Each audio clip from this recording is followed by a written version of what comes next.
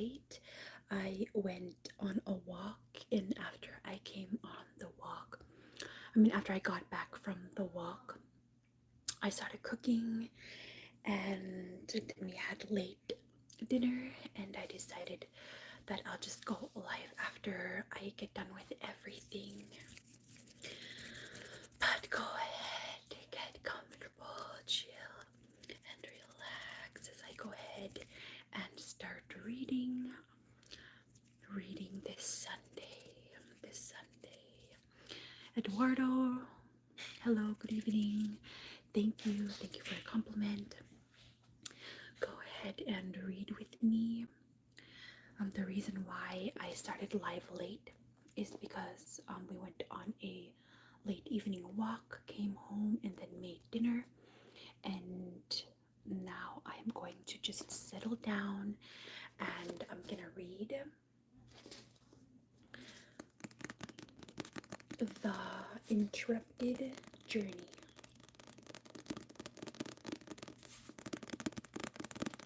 And after the live, I am going to I'm gonna make it dim. And after the live, I am going to link in the description the story of Barney and Betty Hill.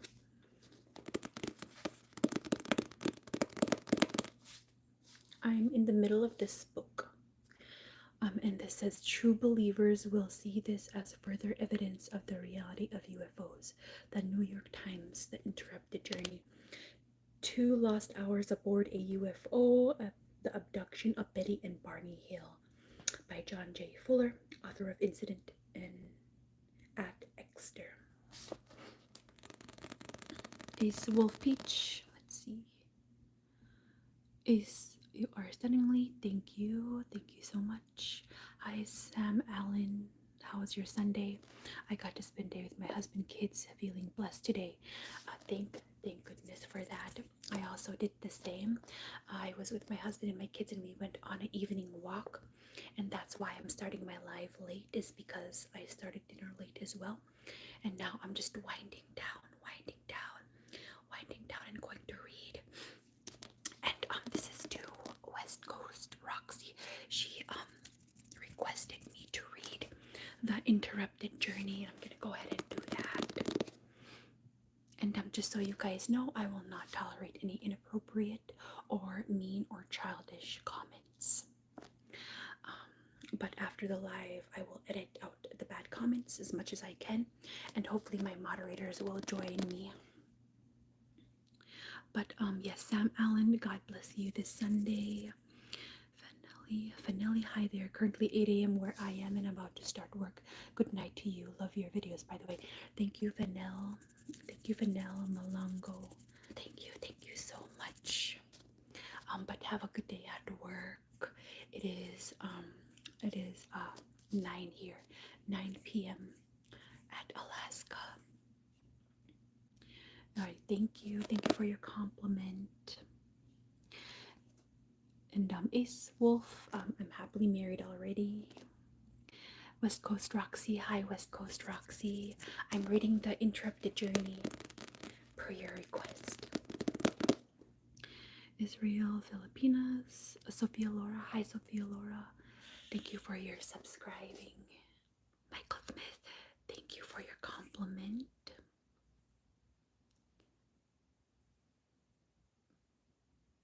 But I'm now going to go ahead and start reading. Marcos, hello. West Coast Roxy. I'm going to go ahead, while I read, I'm going to have West Coast Roxy as a moderator. Standard. And next time, I'm going to choose my OG subscribers to be moderators because I trust them, not just any random person. But thank you so much, West Coast Roxy, for letting me know about that other moderator. I deleted him as a moderator because he was banning people for no reason. But yeah, I'm just learning how to do live, and I'm still learning the process of everything. Can you eat but I'm having gum right now with reading. Kermigs, I do watch mukbangs, but I'm not gonna eat in this video today.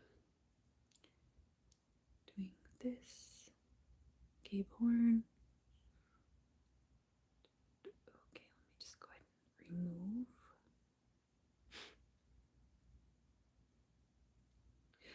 James, I'm from Alaska.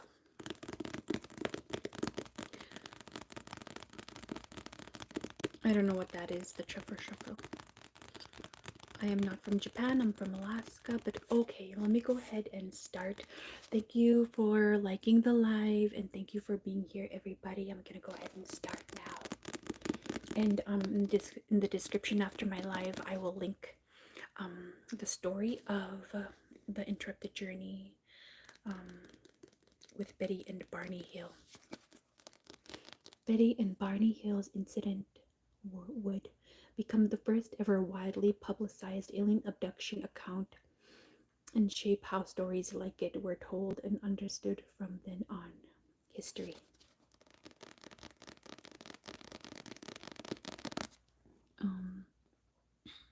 But Sam Allen, I can also have you as a moderator. And after my live, I'll also edit all the inappropriate comments out.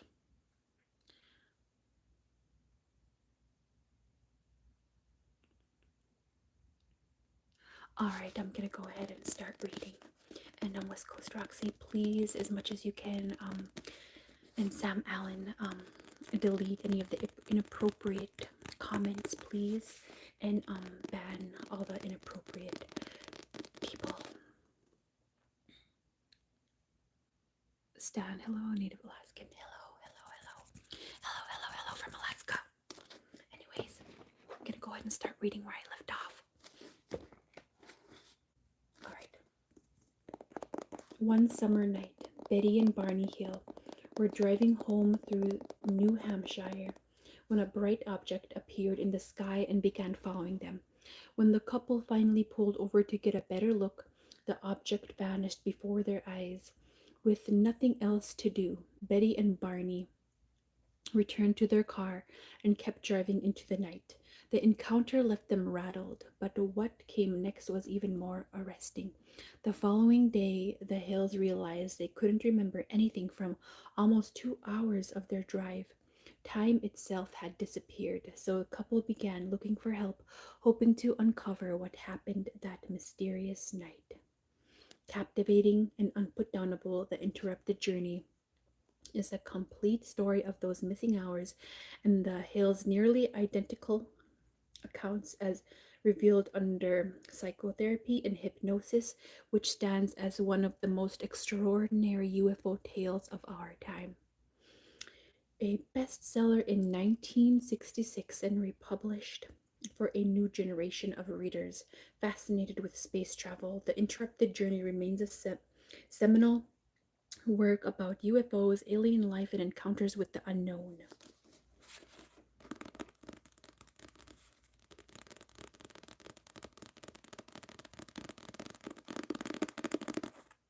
The Interrupted Journey.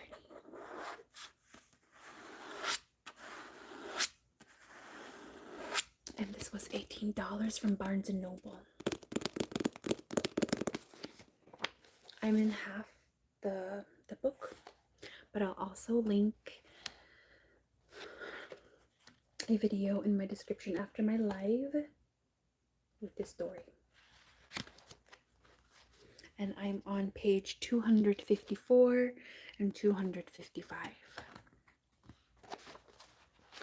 And also, my daughter, my daughter made this, when she was in 3rd grade, she made this bookmark. And it says, blast off at your library. Pick up trash, please. Mother Nature needs you. I think we have too many books in here, boss. Beep, bop, bop. And you can see the world that she drew, and space, the stars, and a rocket ship. Oh, thank you, Sam Allen.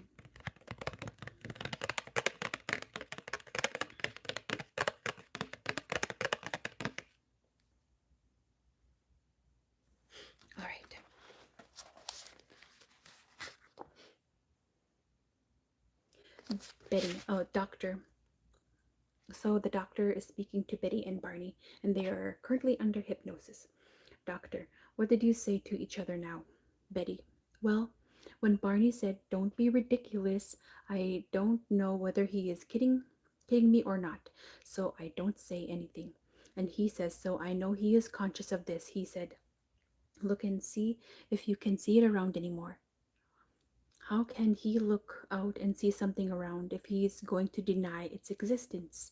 So I do. I look around, and every once in a while, all the way home, I keep looking for it, and I keep wondering, have they gone? How far away have they gone? But I still have the feeling that they are very close. I keep looking for them. I look through the binoculars. Another long pause then. Outside of a Concord, north of Concord, we did not stop, but we slowed down very, very slowly, and I was watching with the binoculars and didn't see them again. But I kept looking all the way home. We kept riding along, and I said, "We won't believe it. No one will. What the heck? Let's forget about the whole thing. It is too fantastic. People will think we are crazy. I mean, just to talk about flying saucers, people will think, way out. But this is so much more than seeing something go through the sky. I think I wanted to forget about it. I might as well. What could I do about it? What I wonder if they ever will come back. But I wonder if they will ever come back. I go around looking for them, and I look out the window in the kitchen at home. Betty repeats the details about arriving home in daylight, unpacking, taking a tub, and going to bed exhausted. Then, "Doctor, your memory is sharp now. Did you at some time tell Barney about your experience about being in the vehicle?" Betty, no. Doctor, and he didn't speak to you about being in the vehicle? Betty, I can't remember any time he mentioned being inside of it. Doctor, well, go on. Betty, I'm puzzled now as to why we didn't talk about it. And so this is parentheses.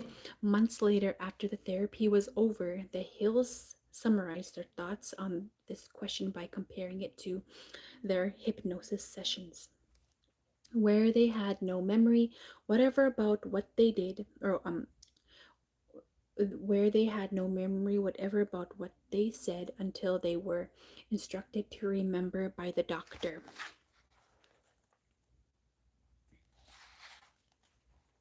Because you would assume that we would. I don't understand it myself.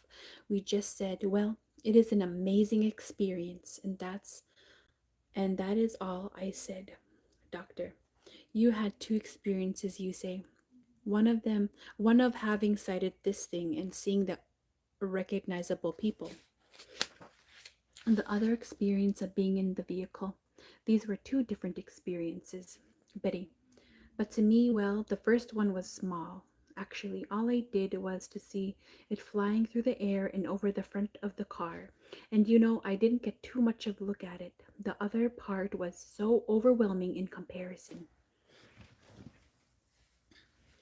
Doctor, why would you want to keep it a secret? Betty, because I wanted to please the leader because he told me to forget about it. Doctor, you wanted to please the leader? Betty, he told me to forget about it, that this had been their decision. And then the doctor, why did you want to please this leader so much? And then Betty said, I don't know. Doctor, then you might wonder why Barney didn't talk about it. Do you think he wanted to please the leader? And then Betty said, maybe, because I am quite sure that he was, well, his eyes were closed, but but I think he had some consciousness of it, of what was going on. Doctor, what had they done to him? Betty, they had they had done something that made him keep his eyes shut, and they had to help him along, walking out to the object. And before we left, they were guiding him somewhat, but I think he was walking mostly under his own power. She pauses again. Doctor, yes, go on. Betty, maybe it was the fear of remembering it too. It was something about the way he said it was better to forget it, almost like a threat. And then I think maybe I wanted to forget it myself. I don't know. I was going to say I wanted to forget it myself, but that sounds like a rationalization because I really don't know if I wanted to forget. I just couldn't remember it. I can remember parts, but I couldn't remember other parts. It seemed to be the part between the beepings. And then this is in parentheses here.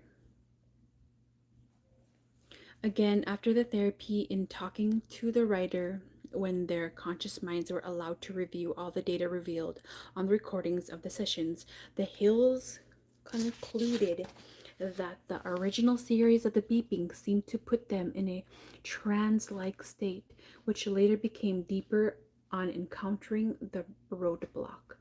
The second series of beeping seemed to restore them to consciousness, although they recall remaining in a dazed condition most of the way home to Portsmouth.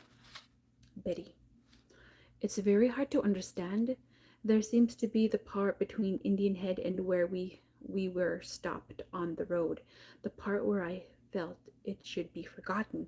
And then the doctor, why should it be forgotten? And Betty said, I don't know, but there was this beep in the beginning, and then I didn't remember anything. I remember somehow Barney turning off the main road until we saw the men standing there in the road. Doctor, how could you see? Did they have lights? And then Betty said, I could see the shapes. I could see, when you're driving along at night and there's a group of something in the highway and your headlights on, they show up. We couldn't get by, but I don't remember anything from then up to that time. I don't know how far we rode or anything. Something must have happened in between that in that period, even if I was just looking at scenery. And doctor says, pursuing the dream possibility. Did you stop to sleep? Betty, to sleep? No, I don't think so. I mean, I think I would know if we did. I don't have any knowledge of what happened until we saw the men in the road, and then all this happened. Yet we saw the men. Then there was the beeping again. I know I wanted to forget about it. Doctor, when Barney took Delcy out of the car before all this, were you worried? And Delcy is their dog. Betty, I wasn't worried then. I was watching out for other cars coming along the road. Doctor, could you have gone to sleep in the car when Barney was out with the dog? Betty, no. Doctor, what about when Barney walked away from you and you stayed in the car? Betty, oh, this was when the object was over us, when Barney was walking away from the car toward it. Doctor, did you go to sleep when he was out there? Betty, no. Doctor, all right. Now the next morning you wished you had a ginger counter. What happened then? I don't know what this is, but it says Geiger.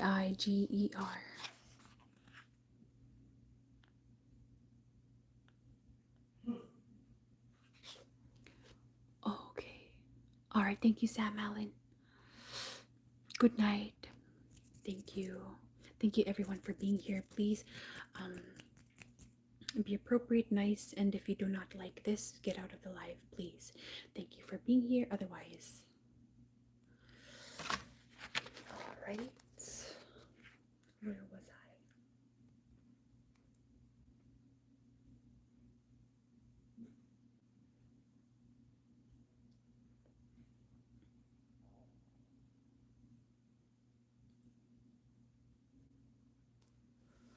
Doctor, all right now. The next morning you wished you had a ginger counter. What happened then?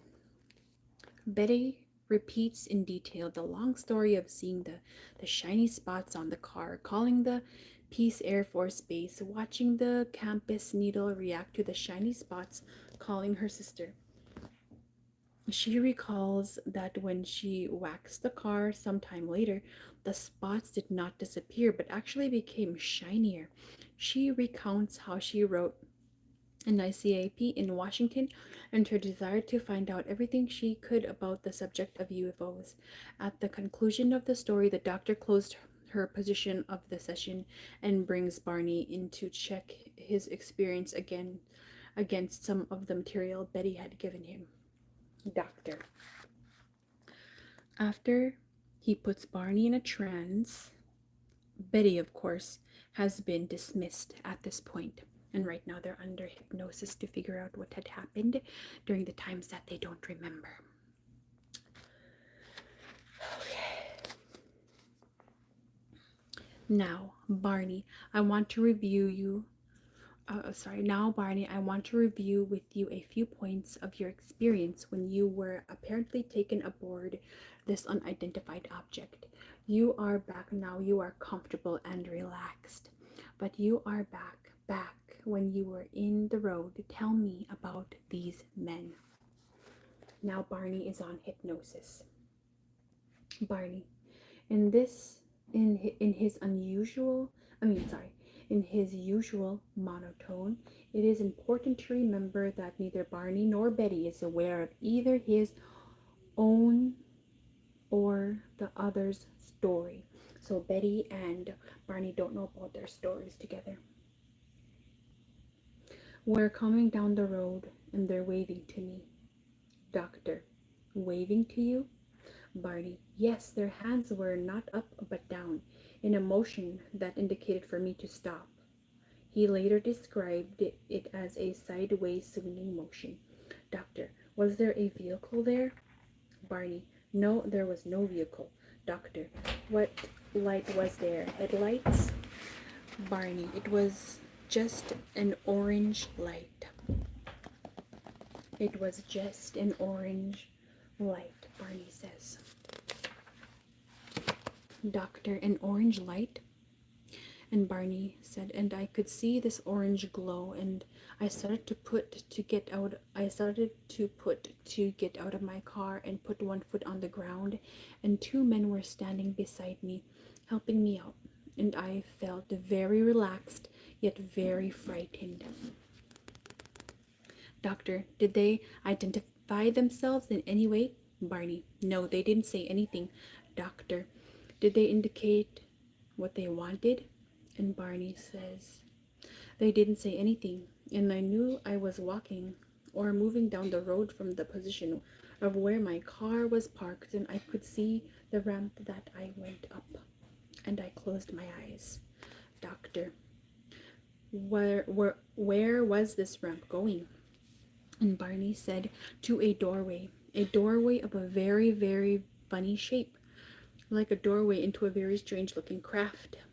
And I stepped inside, and I heard a voice just like the voice I heard on the highway back at Indian Head, telling me that no harm would come to me, and I keep my eyes closed. Doctor, you didn't actually hear it at the time? Barney, that was what I couldn't understand. Doctor, you thought the leader in the vehicle was talking to you? Barney said yes. And the doctor said, that was the voice you thought you heard?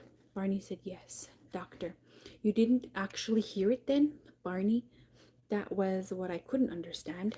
And doctor said, you think it was transmitted to you or something? And then Barney said, yes. I went down this corridor just a few steps and into another door. Doctor, were they leading you? And Barney said they were holding me on both sides, and I went in, and I thought my foot stumbled over a bulkhead right at the base of the door. Doctor asked, was Betty around?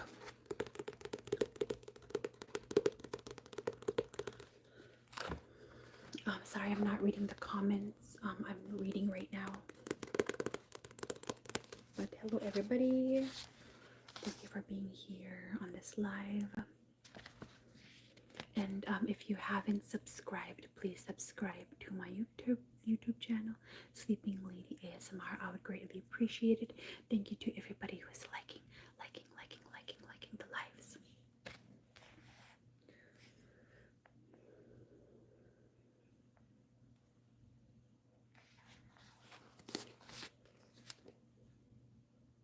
Barney said, yes, I went down this corridor just a few steps and into another door. Doctor, were they leading you? Barney said they were holding me on both sides, and I went in, and I thought my foot stumbled over a bulkhead right at the base of the door. Doctor, was Betty around? Betty said, I'm Barney. Sorry. Barney, no, Betty wasn't with me, and I saw this table, and I knew I would go over to it. I was carried. I walked over to it, and I just knew I was to get on the table. The doctor said, what did this table look like? An operating table? Examining table? Barney, it looked like an operating table. Doctor, an operating table? What is the difference between an operating table and an examining table? Barney, or an examining table, I don't know. I just knew that I could be supported fully on it, and it was very plain, nothing elaborate, just that I could lie on it, and my feet extended out from the bottom of it, overlapped it from the position I was lying in, and I felt my shoe being removed, and I could hear a humming sound that they seemed to be making. I was very afraid to open my eyes. I had been told not to open my eyes, and it would be over with quickly. And I could feel them examining me with their hands. They looked at the back, and I could feel them touching my skin right down my back, as if they were counting my spinal column. And I felt something touch right at the base of my spine, like a finger pushing a single finger. Doctor, did they speak to you at all? Did they speak to you? Did they speak at all to you? Barney, I could only hear this low humming sort of sound. He demonstrates it. It sounds like mm, and then I was turned over, and again I looked at, and my mouth was open, and I could feel two fingers pulling it back, and then I heard as if some more men came in, and I could feel them rustling around on the left side at the table I was lying on, and something scratched very lightly like a stick against my or left arm, and then these men left, and I was left with what I thought were three men, but the two who had brought me in, and the other one who seemed to follow these two men. There were more than one person in the room, but only one man seemed to be moving around my body at all time. Then my shoes were put back on, and I stepped down, and I think I felt very good because I knew it was over. And again, I was led to the door, where my feet kicked against this thing at the very bottom of the door, like a high door jam. And I stepped over it and went back toward the ramp. And I went down and opened my eyes and kept walking. And I saw my car, and the lights were out, and it was sitting down the road and very dark. And I couldn't understand. I had not turned off the lights, and I opened the door and felt for Delcy and got in. And I sat on the tire wrench, and I looked, and I took it, removed it from the seat, and put it on the floor. And Betty was coming down the road, and she came around and opened the door. And then the doctor asked, was she alone? She was alone, and she was grinning, and I thought at the time she must have made a road stop in the woods. And she got into the car and said, well, no one will believe this, or I might have said it, because I said no, no, no one. This is so ridiculous. No one will believe it. And I was thinking what happened, and I was thinking what had happened, and that where we were sitting there looking down the road, and I could see this glow getting brighter and brighter, and we said, oh my God, not again. And away it went. And then I put on the lights and started the car up and drove silently down the road. And I thought I must have driven 20 miles, and I came back to Route 3. All right, and this one, wow. Thank you. Thank you I forgot what that was called. But This is MBCZ. I'm just passing by through different chats. I love what you're doing. Reading to people is such a great idea. Jesus is a huge part of my life and he loves all of you. He has blessed me financially and I want to bless others. God bless you all. Oh, wow. Thank you so much for that. That is very generous of you. Thank you so much. Thank you for joining and thank you for blessing me with that super chat. Thank you for the super chat. Thank you for the super chat. Thank you so much.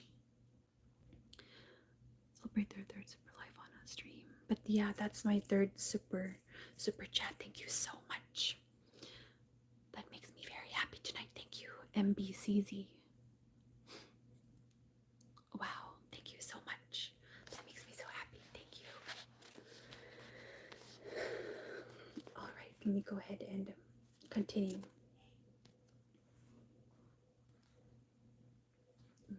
Where was I? All right, thank you. Thank you so much. And God bless. God bless you. All right. Where was I?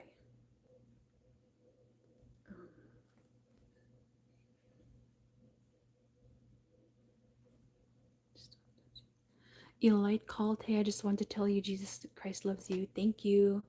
Thank you. Thank you so much for that reminder. Thank you so much for that reminder. Elite called. Hello, Kale. Good evening. Thank you for joining the live.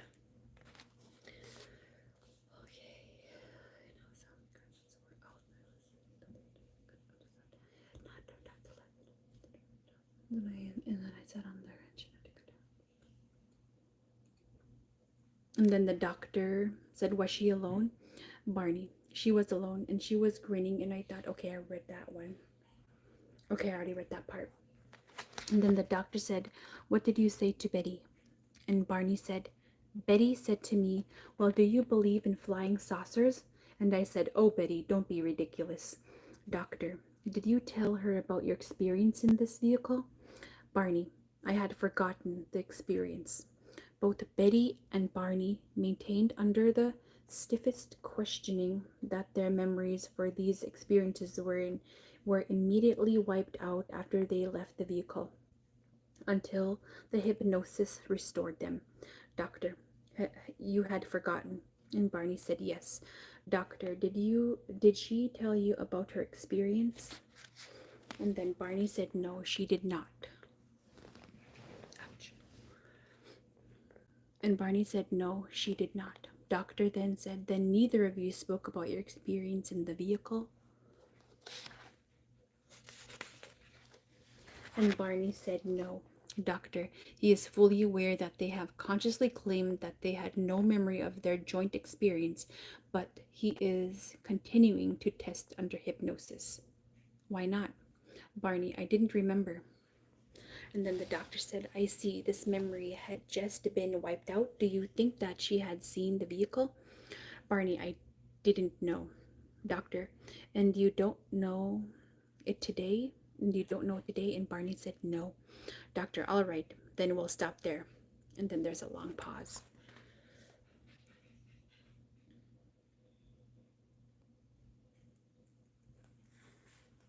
All right, hello everybody. Thank you for joining my live. And thank you, West Coast Roxy, for deleting the inappropriate or mean comments. You're much appreciated. Thank you. And Elite called, said, everybody in the chat, I want to let y'all know Jesus Christ loves you. And if you are not already him, you know to turn to him and live for him. Thank you so much. Thank you, thank you, thank you, thank you for the reminder. Ouch, my leg is sleeping.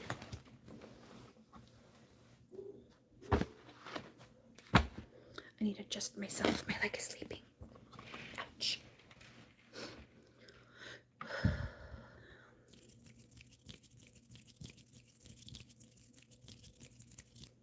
All right.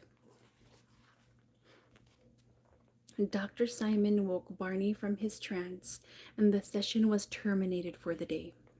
Out of it had come the confirmation that Betty's recall under hypnosis paralleled her dreams almost exactly. Dr. Simon did not know at the time that Barney because he was embarrassed about Betty's dreams and wouldn't consider their basis in reality, had persuaded Betty not to talk out her dreams with the doctor until he asked about them. Betty had agreed not to bring them up until she was asked, in order not to unduly influence the doctor. He was to explore the dreams later as the therapy progressed, along with other aspects of the puzzling case that had to be re-examined. First there was First there was the nature of the experience. What was real, what was not. Barney might have certain anxieties on a trip away from home because of his racial sensitivity. And Barney is black, and Betty is white. So he has like anxiety issues, especially during this time in their era. Okay. First, there was the nature of the experience, what was real and what was not. Barney might have certain anxieties on a trip away from home because of his racial sensitivity. Certain fears might be exaggerated under these conditions, making Barney excessively sensitive.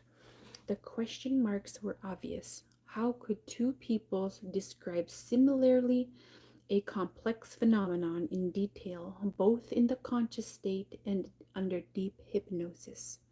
How could they recount remarkably similar details of an abduction by humanoid intelligent beings that defied any encounter documented in history, when neither was aware of what the other had seen or reported under hypnosis to the doctor?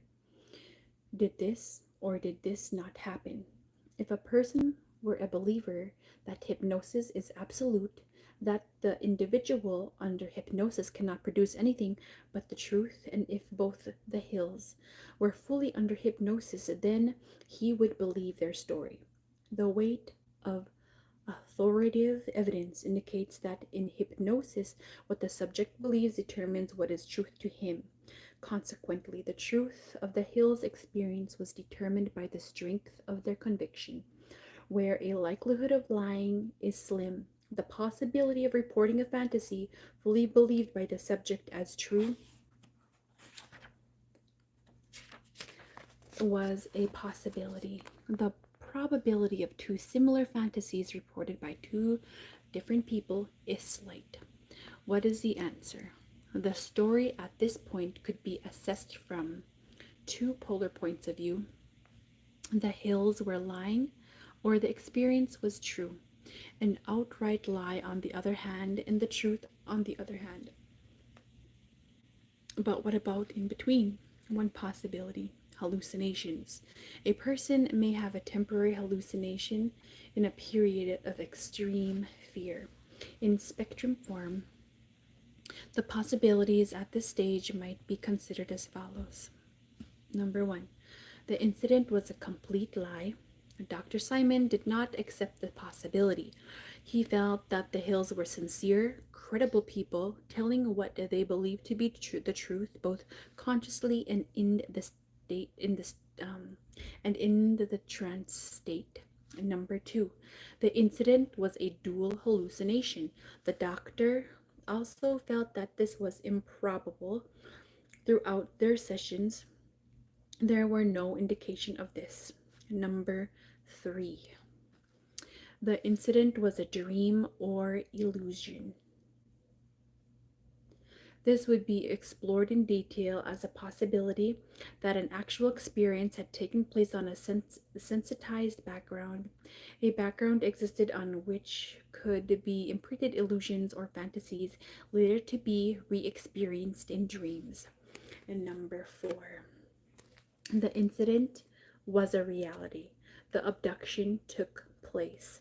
This type of experience had never been documented reliably with any convincing evidence. The doctor believed this to be too improbable, and much material was similar to dream material. The conscious sighting of UFOs in the light of reports from scientists, technicians, Air Force personnel, airline pilots and radar men all over the world remained a distinct possibility, if not a probability. Further, the Hills' honesty seemed sure. They corroborated each other's story, both consciously and under hypnosis. By substantially ruling out lying and hallucinating, the doctor began to weigh the evidence of illusory elaboration illusory elaboration, especially an examination of the dreams involved. Betty did have dreams, elaborate dreams, dreams that were repeated in detail under hypnosis. The doctor had examined in Barney's sessions whether he too fell asleep on the road and dreamed abduction. Barney was convinced that he did not fall asleep on the trip, and the doctor was willing to accept this.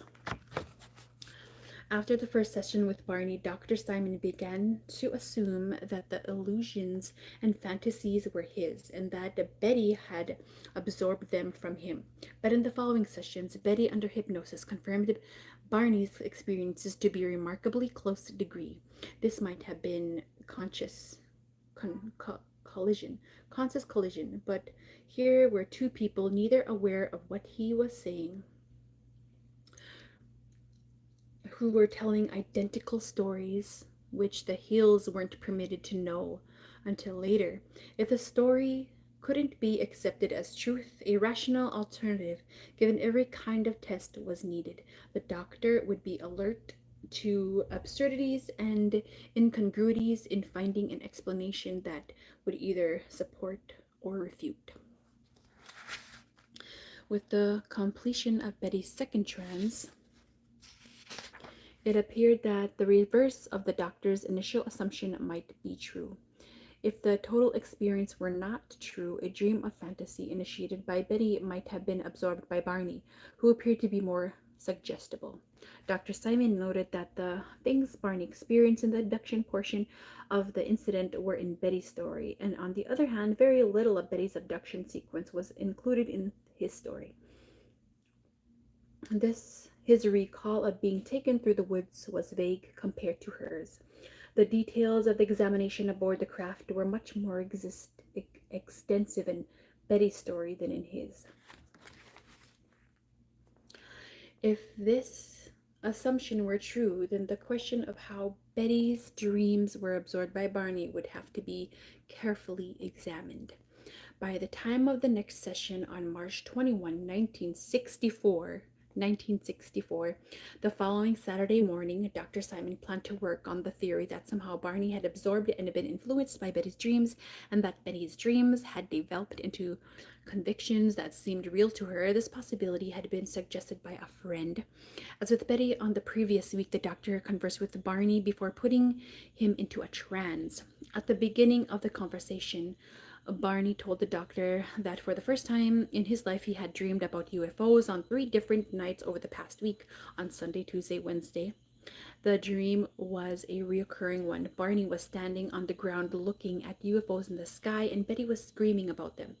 The discussion continued for several minutes, with Barney reviewing how he had casually brought up the UFO story to Dr. Stevens, which in turn had led to the Hills' visit to Dr. Simon. Doctor, Barney is still fully conscious, has not yet been put into trance. Also, Betty had been troubled with dreams and nightmares. Barney, yes, she had been. Doctor, is that right? Barney said, yes, that's correct. Doctor, in parentheses, he is going to press hard on the dream aspect now, both in conscious and trance parts of the session. And she told you about these things. She told you about these in ordinary conversation. Barney said yes. Doctor, did you ever witness any of their nightmares? Did you ever witness any of her nightmares? And then Barney said, no, I had not.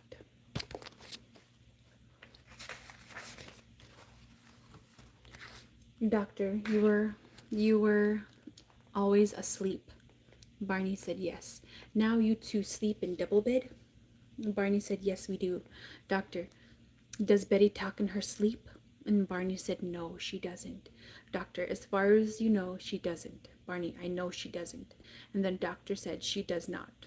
Barney, or when I am awake sometimes and she's asleep, I've never heard her. And doctor said, you've never heard her talk in her sleep? And Barney said, no.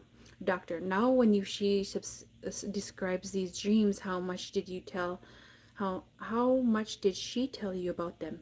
What did she tell you she had dreamed?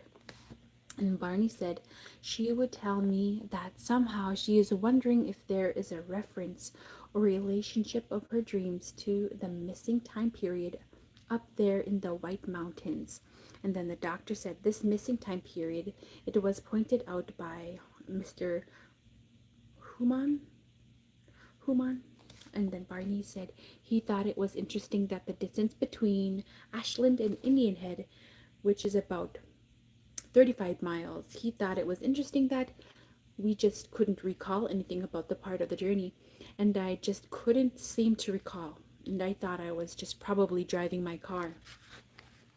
And then the doctor was like, you hadn't been aware that the trip took an excessively long time? And then Barney was like, no. And doctor said, only when Mr. Hooman pointed it out did it seem to be the case. And then Barney said, yes, he thought it was interesting when we said we heard these beeping sounds at Indian Head, and then we picked up the story by saying, and then when we reached Ashland, we heard this beeping sound again. So he said, well, what happened in between the period of time, those 35 miles? And I just couldn't seem to recall. Then I realized that I had been driving for a period of time with no knowledge of passing anything or going down Route 3 in this section. Doctor, did you pass any cars, meet any people? And Barney said, no, we did not. Doctor said, so you were particularly impressed by this lapse of time? And Barney said, no, I wasn't. Doctor said, and Betty wasn't? And Betty wasn't? All right. The doctor now proceeds to put Barney in a trance with the usual instructions.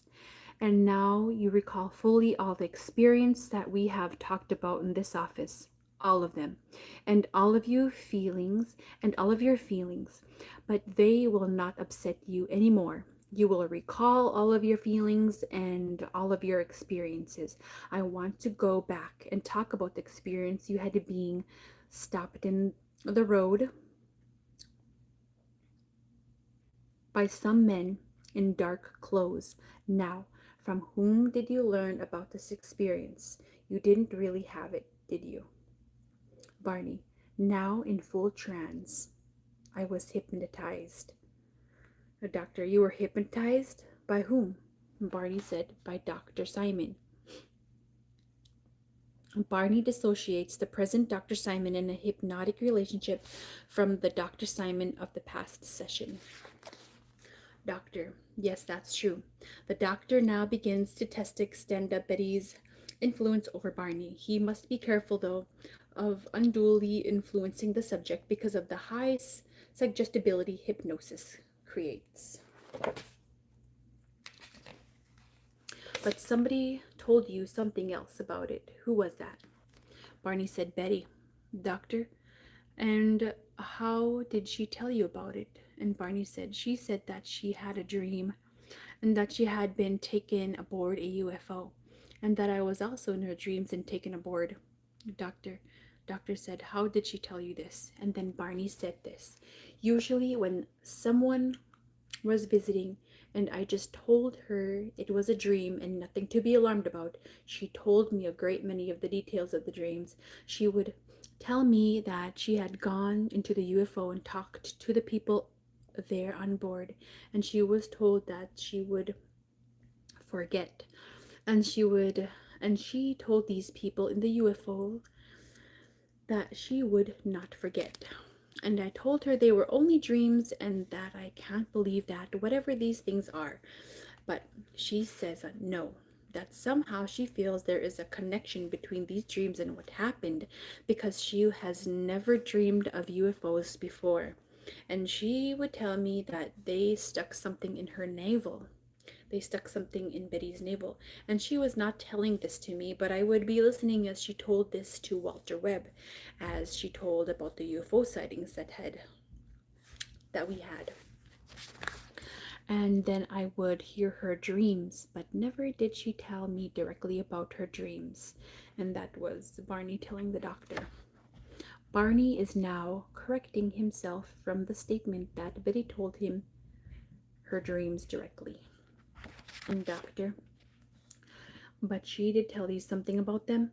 And Barney said, only that they had come into the room with my teeth, and they were quite startled that my teeth would come out and hers would not. Doctor, how about the other things you described to me about what happened to you when they were examining you? Did she tell you about that? Again, was Barney's recall only that which Betty had put into his mind? And Barney, no, she never told me that I was lying on the table and and I felt them examining me. Doctor, is this part of Betty's dream? And then Barney said firmly, I am telling you what actually happened at the same time. At the time, oh, hold on. Barney, firmly, Barney said, I am telling you what actually happened. And at that time, Betty was telling about her dream. I was very puzzled because I never knew this happened, and now I have found out that it did. And doctor said, more testing, more challenging. Now all this dream about being taken aboard and all the details about it, this was all told to you by Betty, wasn't it? Betty said, and then Barney said, no, Betty never told me, only about my teeth. Doctor, only about your teeth? How do you know this happened? And Barney was like, I was hypnotized by Dr. Simon. He has made me go back to September 1961, when I felt Montreal, and when I left Montreal, and I told what was happening to me each time he asked. And I talked to people I had never seen before, and I knew that I had seen a UFO. And I came to Indian Head and had gotten out of my car and walked toward this UFO, and I could not believe it was there, and yet I could not take it and yet I could not make it go away. Now Barney becomes emotionally upset again, and I felt compelled to go closer, and I prayed to God to make me. He breaks down in sobs. So Barney starts to break down and sobs. Doctor, this won't trouble you now. Just take it easy. And Barney, a little calmer now, and I prayed that I would get away and run back to the car, and I did, and the eyes kept following me back to my car, and I felt very, very upset. Oh, thank you, West Coast Roxy. Thank you for enjoying the reading. Thank you for enjoying the reading. Okay, and I felt very, very upset. The doctors lets him go on to recount the Indian Head part of the story again. There are no inconsistencies revealed. It is the same as he has always related it. Then Barney continues into the amnesic period. Amnesic period. And I kept driving and driving, and I made a turn, and I never knew the reason. And well, I made that turn. I turned to the left and found we were in a strange area where I had never been before, and I was very uncomfortable, and somehow the eyes were following me, telling me that I could be calm, that I would not be harmed, and that I should relax. And I saw these men coming down toward me. Doctor, now what about these men on the road? Are you sure they were there? And Barney said very firmly, he said, they were there, and I never knew this. I never knew this because I was hypnotized by Dr. Simon, and he told me I would relate this, and I related this. And Doctor bluntly, did you dream this? And Barney said, no, I did not dream it. Doctor, did you mean these men actually stopped you? And Barney said, yes. Doctor, all right, go on from there. And then Barney and I started to get out of my car, and I felt myself supported by two men, and my eyes were closed. It is obvious that Barney is going to stick to his previous story. And doctor said, just a minute. Didn't Betty tell you this to you while you were asleep? It is possible sometimes to give a strong hypnotic suggestion to a person when he is in certain stages of normal sleep. And Barney, no, Betty never told me this. Doctor, didn't she have dreams of this and talk to you in her sleep? And Barney was like, she has never told me this. I have never heard of her tell me this. Betty said that we were inside a UFO in her dreams, not not how we got there. And then Doctor was like, yes, but didn't she tell you that you were taken inside? And Barney said, yes, she did. Doctor, then she told you everything that was seen inside and about being stopped by these men? And then Barney said, no, she did not tell me about being stopped by the men. She did not have this in her dreams. He is correct in this. This is only when I was hypnotized. And then the doctor, only when you were hypnotized. And then Barney said, yes, I saw this. And so this is the doctor. The doctor is examining them and putting them in a trance and hypnotizing them to remember the hours that they lost during their abduction. Okay. And doctor, how do you account for this? How do you account for this happening? Do you think it really happened? And Barney said it did happen. I don't know what to say. I don't know what to remember. I suppose I won't remember it. He said, I don't want to remember it. I suppose I won't remember it. And the doctor was like, who told you you won't remember it? And Barney said, I was told in my mind that I would forget what had happened. It was imprinted on my mind. And then doctor said, imprinted on your mind? Who told you? And then Barney, I thought it was the man I saw looking down at me, and I was looking back at him, and I thought it was him. And he told me that I should be calm and that I should not be afraid and that no harm would come to me and that I would be left alone to go on my way and that I would forget everything and I would never remember again. And then the doctor was like, how do you account for the fact that you know nothing about Betty's experience yet she seems to know everything about yours? Barney said, I was not in the same room with her. I don't know where she is. I somehow felt relaxed. I thought it would soon be over and that no harm would come to us.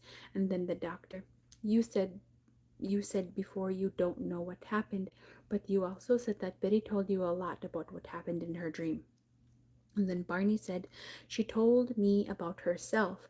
I did not know what happened to Betty on the highway, but I never believed her dreams. And then the doctor was like, if you don't believe her dreams, why do you believe yours? And then Barney, I never dreamed about UFOs until last Sunday. I had them on Sunday night and on Tuesday night and on Wednesday night, and this is the first time I have ever dreamed of UFOs. And then the doctor said, you told me some time ago that you felt disassociated when you saw this UFO. What did you mean by that?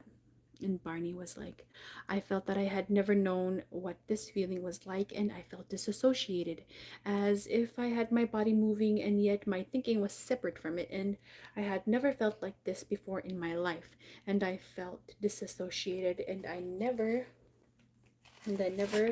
experienced this feeling again until I was in your office, and you made a little doggy come out into the room, and I got hypnotized, and it made it seem as if the little doggy was there. He is referring to the test the doctor made with him. And then the doctor was like, this was an hallucination then, was it? Barney was like, that was an hallucination. And then the doctor said, then how about the story of being kidnapped? Couldn't that have been an hallucination too? And then Barney was like, the doctor cannot shake him. The doctor cannot shake him. I wish I could think it was a hallucination. Doctor pressing hard. Why couldn't it happen? I don't know. And then the doctor was like, how about Mr. Webb suggesting to you that something must have happened with that time? And then Barney said, Mr. Webb didn't suggest that. Mr. Webb did not suggest that something had happened to me. Again, the strict adherence to literal truth under hypnosis. Literal, not little. Again, the strict adherence to literal truth under hypnosis. It was Homan who had made the suggestion. And then the doctor said, well, he pointed out that some of your time was not accounted for. And then Barney was like, there was a period of time from Indian Head to Ashland, and I kept thinking that all I could remember was getting out on the highway at Indian Head. I could never remember except to run back to my car and drive away, and I did not know what I was doing from Indian Head to Ashland. Mr. Holman suggested that some of my time was not accounted for. And then the doctor was like, did you feel disassociated about this part of the experience? And then Barney, I did not feel dissociated. I just didn't think about it. I did not feel anything except I had to have driven, and that is all I felt. And then doctor was like, and you're sure this actually happened? And then Barney, I feel very sure it happened. And then the doctor was like, did these men speak to you? And then Barney said, only the one I thought was the leader. And the doctor was like, the one you thought was a leader in the spaceship? And Barney said yes. The doctor, what kind of language did he use? And Barney, he did not speak by word. I was told what to do by his thoughts, making my thoughts understand. And I could hear him, and I could not understand in that I could understand him. And I was told that I would not be harmed. And doctor was like, was this some kind of mental telepathy? Excuse me.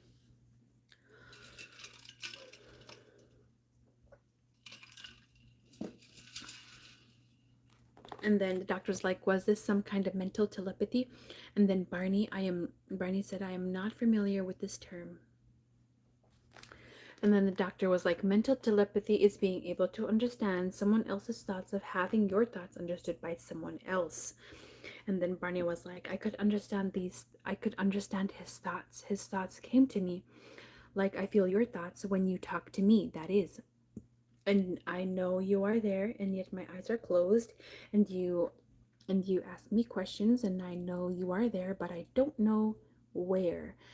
And this is how he told me that I would not be harmed, and that I would be able, and that I would be let alone to go as soon as they had taken me to this room. And then I did not see him or hear his thoughts telling me I would not remember any of this because I was not harmed and I wanted to forget. And he helped me to forget by telling me that this is what I wanted to do, and I did not remember any more. And doctor, you told me that Betty tried to hypnotize you at one time.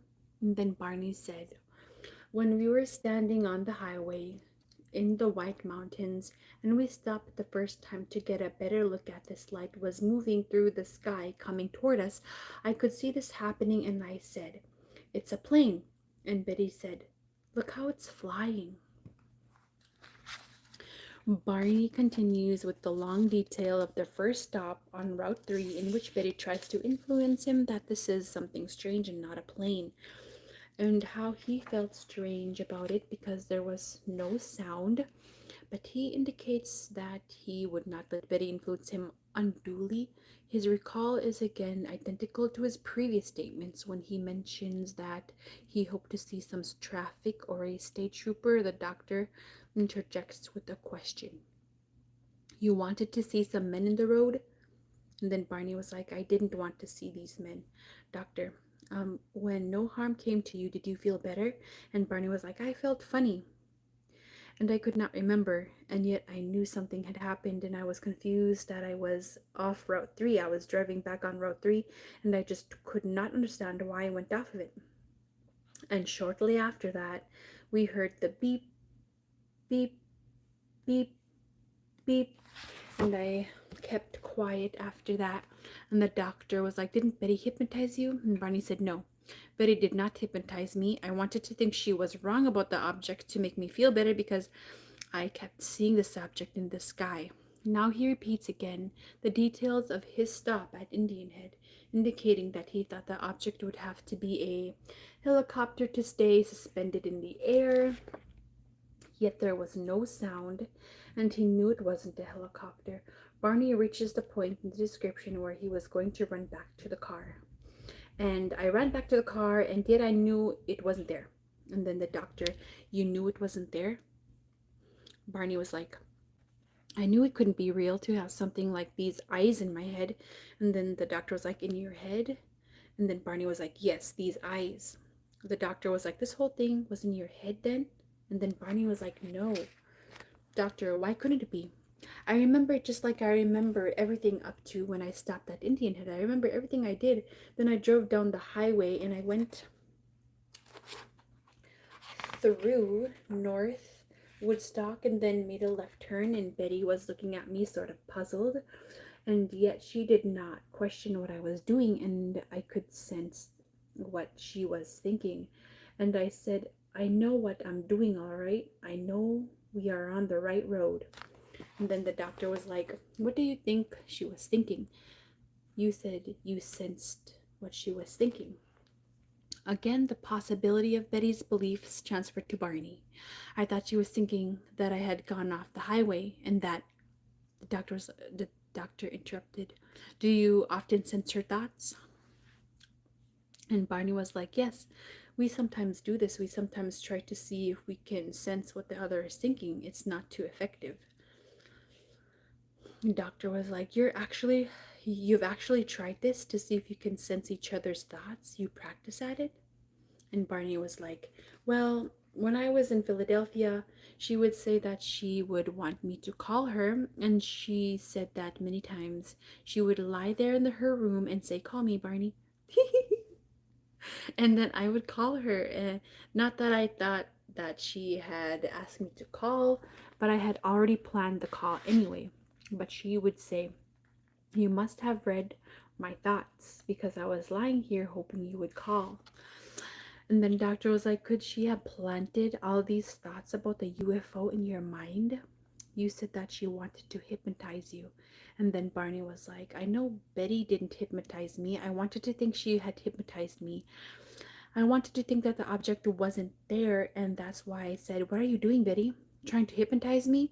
And since I kept saying it was a plane, I wanted her to say, yes, it's a plane, and then we'd drive on, but it kept following us, and I did not like that. I knew it was very peculiar that a plane would follow a car down the highway like that, and I hoped it was not there. And I did not want it to be there, and yet it kept staying and going down the highway with us. Again, with full detail, Barney recounts what had happened in Indian Head, indicating that he would not believe this thing possibly would be there, but it was, and that it seemed as if it were going to capture them.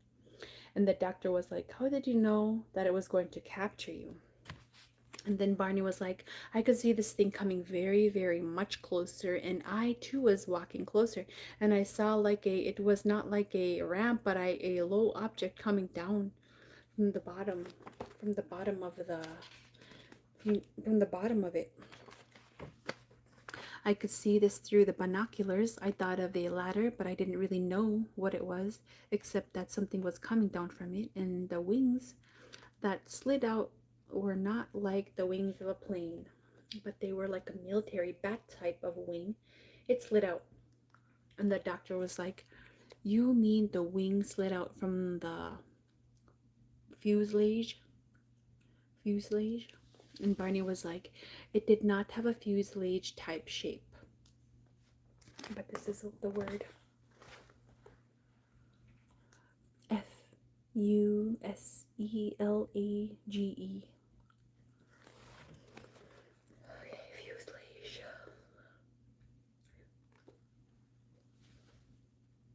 Barney said it did not have a fuselage type shape, and as the wings began sliding out, the red lights began moving away.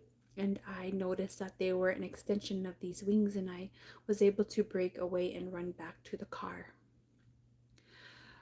Amri the Christian guy. Hello, good evening. Thank you for joining. Amri the Christian guy. What are we reading? The cat book? No, it's not the cat book. It is the Intrepid Journey. Because I know West Coast Roxy wanted to read the Intrepid Journey, so now I'm reading the Intrepid Journey. Thank you, Amri. Thank you, Amri, for the gifts. I really appreciate it. Thank you so much. All right. And now let's continue. Where was I? Oh, thank you. Whew, I'm sweating. My legs are getting tired.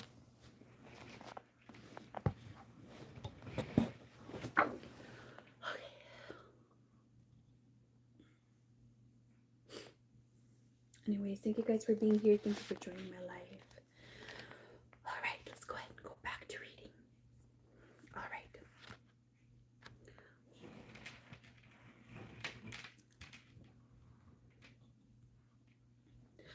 Okay, thank you, West Coast Roxy.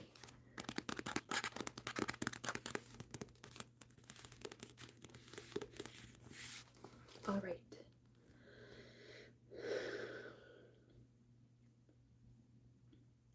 And then Barney, it did not have a fuselage type shape, and as the wings began sliding out, the red lights began moving away, and I noticed that they were an extension of these wings, and I was able to break away and run back to the car. And the doctor was like, what was the shape of this? If it wasn't a fuselage shape, what kind of shape was it? Barney, it had more of an oval pie plate type shape. And then doctor was like, Betty described it as a cigar shaped. And then Barney was like, when it was soaring in the sky, it gave the appearance of a cigar, because I thought it was a passenger plane because of the longness of it. But then it was off in the distance, and only when it came close did I notice what I thought was a straight low row of lights of a plane turned out to be a curved type of series of lights. And then the doctor was like, all right, now we'll stop there unless you have anything further, and this will not trouble you. And then in parentheses, it says, for this first time now, the doctor is going to permit Barney to recall some of the things he has recounted under hypnosis, a major step in the therapy. And the doctor begins to speak, and now you will remember these experiences to the extent that they will not trouble you. You understand me? After I awake you, you may remember whatever doesn't trouble you about that. You will remember that they are not going to trouble you. They are not going to harm you. Everything is past now, and gradually, as we continue to see each other, you'll be remembering these things. And then in parentheses it says, it is important for the instructions to be absolutely clear because of the tendency of the subject to take things quite literally. But they will not cause you any nightmares, cause you any trouble, and you will know more and more about it as we go along. Is that clear? And then Barney answers yes. And then the doctor was like, you will have no fear, no anxiety. You will be comfortable and relaxed, and we will continue to talk about these things in this way.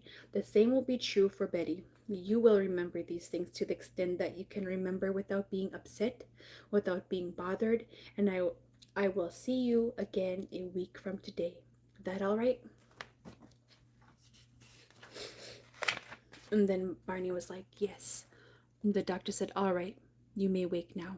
Barney wakes up on the command. How do you feel now? And then Barney was like, I feel fine. A pause then. I'm puzzled about something. I can remember being hypnotized. Usually when I come in here, I know I have been hypnotized, but I wouldn't remember. And I would look at my watch, and a couple of hours might have gone by, and I would think only about 10 minutes had passed.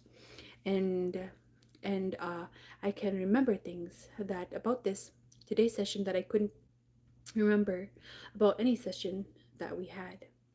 And then the doctor was like, what do you remember now? And then Barney was like, about the UFO sightings that I was talking about, and certain things puzzled me that I could not quite understand. Oh, I could never understand. I used to talk to Walter Webb when he would pay us a visit, and we would talk about our sightings, my sightings, and Betty's sightings. And I would always talk and would come right up to the men in the craft turning to the panel, and I never could figure further than that. But now I can almost see just what the fellow looked like that was looking down at me. And he was not frightening, in a horrible sense, like a distorted, unhuman type of creature. He was more, the frightening part was the military precision of, as if a person who knew what to do could do it and was willing to carry it out. And when I said that he was going to capture Mia, I used to remember that, but never could remember why I felt he was going to capture me.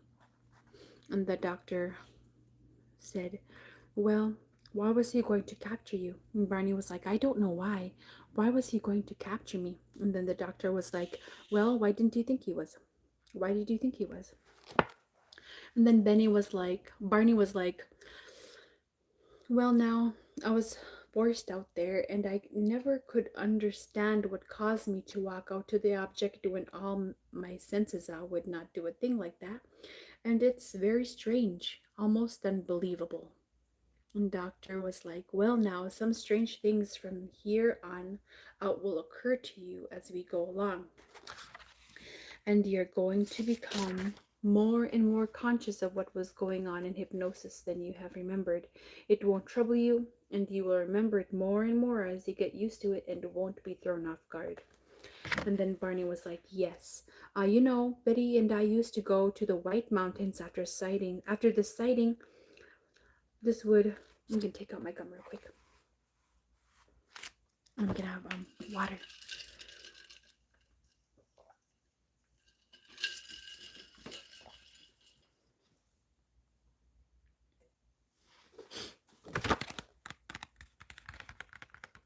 It's already 1 hour and 16 minutes.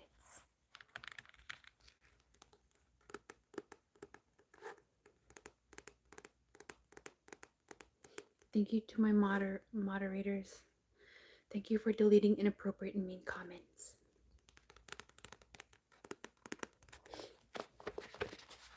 Whoa.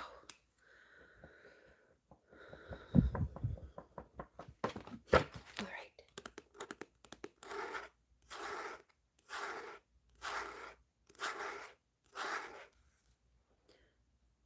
Barney, yes.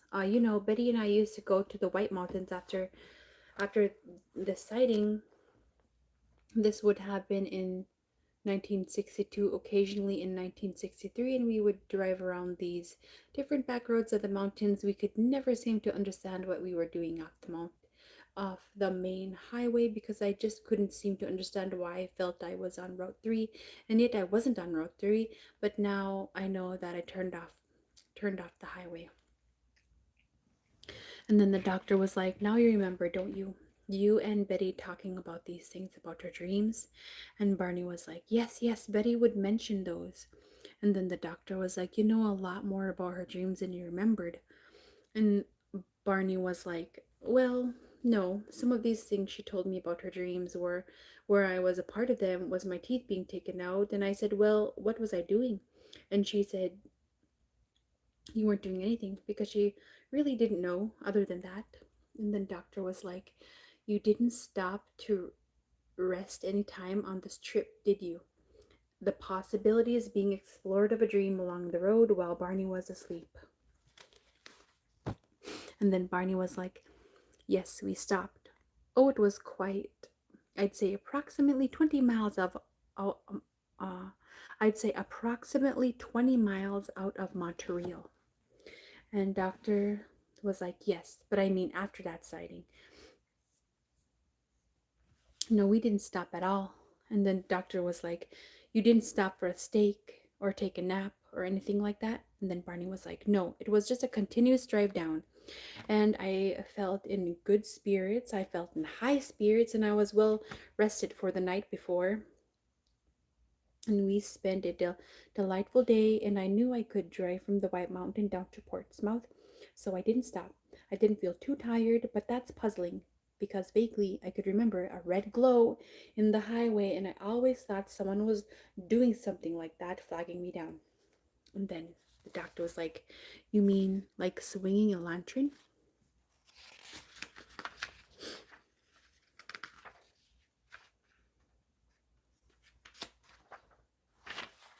And then Barney was like, no, no, well, yes, if he had a lantern in his hand. And then doctor was like, well, that would have given a red glow, wouldn't it? And then Barney was like, no, the glow wasn't coming from an object in his hand. Doctor, I see, from somewhere else? And then Barney was like, the glow was just a large glow. I thought, oh my god, it can't be in the daytime. And then the doctor was like, you had a pretty large moon that night, didn't you? And then Barney was like, oh, I thought about the moon. But the thing was right there on the highway. I could never seem to understand. I have looked for that spot and looked for it, and I said, now how can the moon be on the highway in that kind of position? And I could never seem to find any terrain up there that would fit what I sort of dimly remembered. This thing was sitting there, was like, and I kept remembering this man flagging me down, and then I sort of don't remember. And now I remember. And then the doctor was like, all right, then we'll continue next Saturday. I'll talk to Betty for a while now. And then Barney was like, all right. And then there was a long pause.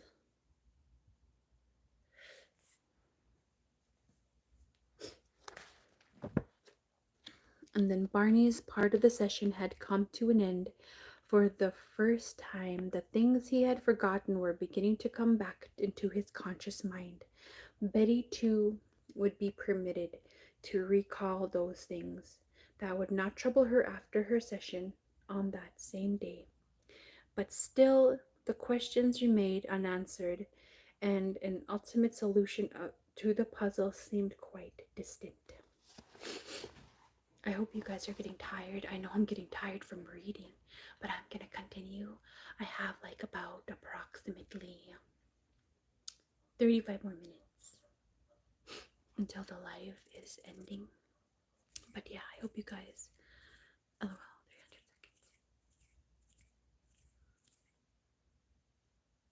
seconds. So, Adam Ming was timed out by 300 seconds. Hello, my name is Claudio from Argentina. Hello, hello, hello, Argentina. Hello from Alaska. Well, my eyes are still glassy. I'm so tired from reading. I hope you guys are getting tired as well. I hope you guys are relaxing.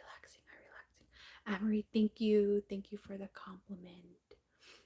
I only put concealer, blush, and a little bit of eyeshadow and the wings. But now we are on chapter 9. Chapter 9. Thank you. All right, chapter 9. Maybe this will be one chapter to read. All right. And how many chapters do we have left? So 9.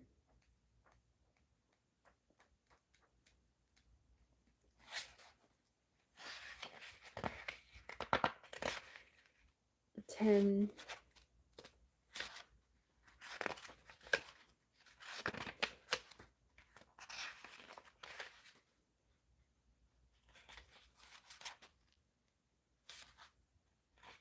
11.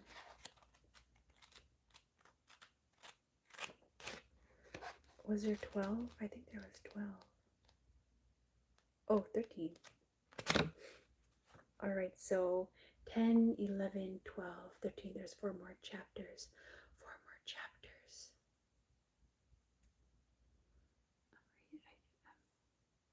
Oh, Lulu, you are gorgeous. Thank you. Me too. Very tired. Same here. Tired. I'm telling myself I'm not tired, but I know I am. Does that happen to you?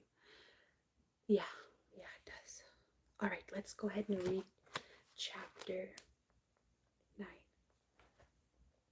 All right, the sessions of March 21 continued. After the discussion with Barney and Betty was brought back into the room, Betty went into the trance again quickly and easily as usual. Again, the instructions were given to recall not only the details of what happened, but the feelings Betty experienced about these details. And then Doctor was like, Betty is now fully in trance. Now, I want to ask you about your experiences when you thought you were taken aboard this flying object. When you sighted this thing, Barney saw men in the object at the time of the sighting with his binoculars. Did you see any men? And Betty was like, this is when he got out of and walked toward it. She's referring to the Indian head portion of the experience. And then the doctor was like, yes, you never saw any men in the object? And then Betty was like, no, I didn't. And doctor, he described them to you, did he? And Betty was like, yes. And then, doctor, how did he subscribe them? How did he describe them? And then Betty was like, he said they were wearing uniforms. He thought they were uniforms. And he said that their leader looked down at him and frightened him. And there was another man, and it looked as if they were pulling levers in the wall in the back of the leader. And doctor was like, this wasn't later that he told you this? It was at the time, was it? And then Betty was like, no, not at the moment. And then the doctor was like, was it at some time after you got home? And then Betty was like, it was after we got home. And then the doctor was like, at the time, didn't he tell you anything about it? And then Betty was like, no, he didn't. And then the doctor was like, well, go on. And then Betty, he did say that I had the idea that they were someone. He must have seen someone, even though he didn't say so, because he kept saying they are going to capture us. And then the doctor was like, I see. Betty, he didn't say it was going to. And then the doctor, he was quite frightened then. And Betty said, yes, doctor, and you were frightened? Okay. Marie, I'm telling myself I'm not all right. I'm signing out. Love you. All right. Good night. Thank you for being here. Marie, we'll see you next time. You have a good night. Good night. Good night. Good night. Good night. Okay. Good night. Thank you for being here. It's almost time for us to go in approximately 30 minutes. All right. All right. Hello, good evening. Hello, good evening. And then Betty, it was after we got home. Doctor, at the time, he didn't tell you anything about it. And Betty was like, no, he didn't. And then the doctor was like, well, go on. And then Betty said, he did say that I had the idea that they were someone. He must have seen someone, even though he didn't say so, because he kept saying they are going to capture us. And the doctor was like, I see. And Betty was like, he didn't say it was going to. And then the doctor was like, he was quite frightened then. And then Betty was like, yes. And you were frightened? And then the doctor was like, you were frightened? And then Betty was like, no, I don't think so. Not at the time. I was more curious and interested, and I had the feeling of being sort of helpless, that something was going to happen, and I didn't have too much control over it. But I wasn't really afraid. I guess I was looking forward to it. And then the doctor was like, you were looking forward to something happening? And then Betty was like, yes. Doctor, what sort of thing did you look forward to happening? And Betty was like, I didn't know what was going to happen. Doctor, a new experience? And Betty was like, uh-huh. And then the doctor said, now when you were supposedly on board and you say he put this needle into your navel? And Betty was like, yes.